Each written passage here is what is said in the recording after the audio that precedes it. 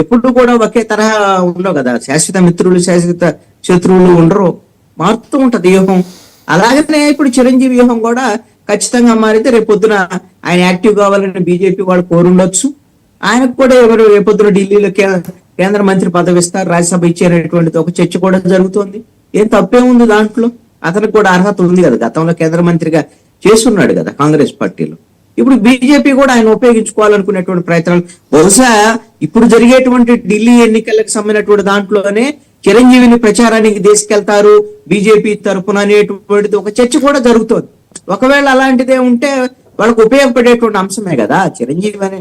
అంటే హిందీ దాంట్లో కూడా కొంత అతనికి అయితే ఐడెంటిఫికేషన్ ఉంది, ఒక ఫిల్మ్ యాక్టర్ గా ఉంది, అదేవిధంగా కేంద్ర మంత్రిగా పనిచేసినటువంటి దాంట్లో రాజకీయంగా కూడా అతనికి ముఖం తెలిసినటువంటి పరిస్థితి ఉంది. మొన్న పవన్ కళ్యాణ్ మహారాష్ట్ర తీసుకెళ్లారు, మహారాష్ట్ర ఎన్నికల్లో ప్రచారం చేయించారు బీజేపీ వాళ్ళు.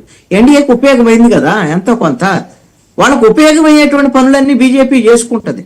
పవన్ కళ్యాణ్ ని ఆంధ్రప్రదేశ్ రాజకీయాల్లో పూర్తి స్థాయిలో ఒక ముఖ్యమంత్రి స్థాయిలో ప్రొజెక్ట్ చేయటం, దాని ద్వారాగా ఆంధ్రప్రదేశ్ లో బీజేపీ జనసేన బలోపేతం కావటం అనేటువంటిది రానున్నటువంటి ఎన్నికలకు పక్కా ప్రణాళిక బీజేపీది.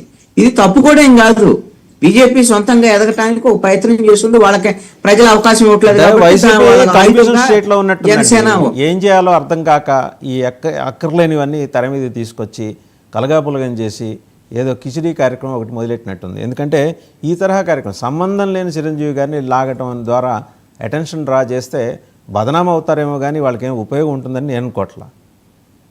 ఇక్కడ ఒకటండి, వైఎస్ఆర్ కాంగ్రెస్ పార్టీ ఇప్పుడు ఏం మాట్లాడినా ఎవరు పట్టించుకునేటువంటి పరిస్థితిలో లేరండి. జరుగుతున్నటువంటి పరిణామాన్ని ఒక్కసారి మీరు గమనించండి. ఒక 10 రోజుల నుంచి ఆంధ్రప్రదేశే కాదు, దావోస్ దగ్గర నుంచి మొత్తం చర్చ ఎక్కడ జరుగుతోంది వాసుదేవన్ గారు? తెలుగుదేశము జనసేనకు సంబంధించినటువంటి విషయంలో ఎవరైతే డిప్యూటీ సీఎంలు ఎవరు, పవన్ కళ్యాణ్ తో పాటు నారా లోకేష్ డిప్యూటీ సీఎం అవుతారు. అసలు తెలుగుదేశంతో జనసేనకు సంబంధించినటువంటి మైత్రి బంధం ఎన్నాళ్ళు కొనసాగిద్ది. బీజేపీ